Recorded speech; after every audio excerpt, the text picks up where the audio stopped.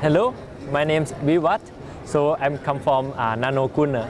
So we working to make nanofiber from polymer solution or from many kind of material.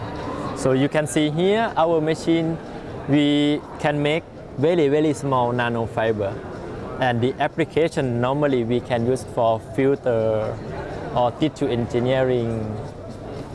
Kaixo, Lizar naiz, eta kasu honetan Domotek enpresan nanogunekin kolaborazioan baigea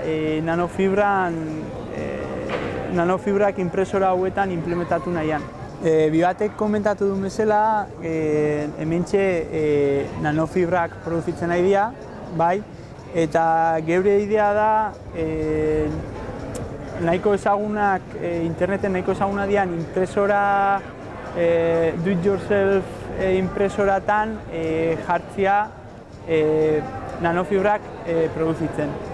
Orduan, beak nanogunen iteu lana eta izan da kapaz beak ikusteun sistema hori impresora, nahiko ezaguna dian impresora hauetan implementatzen.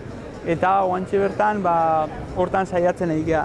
Hemen nahiko ondo ikustea nola ateatzeian nanofibrak, eta hemen oandik pixkanaka ikea ondo utzi nahian. So the application of this machine depends on the material that we use, so depend on the polymer. So for example, this one is a biocompatible polymer.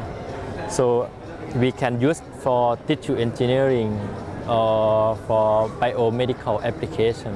Yeah. And this one is made from nylon. Yeah. And this one we can make from polystyrene.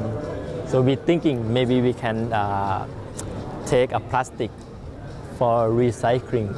Now we try to do a research in different kind of material.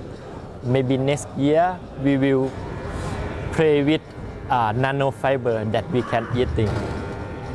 Yeah, so if our work is success, maybe you can have a machine like this in your kitchen, and you can make fiber and eating yourself. Yeah.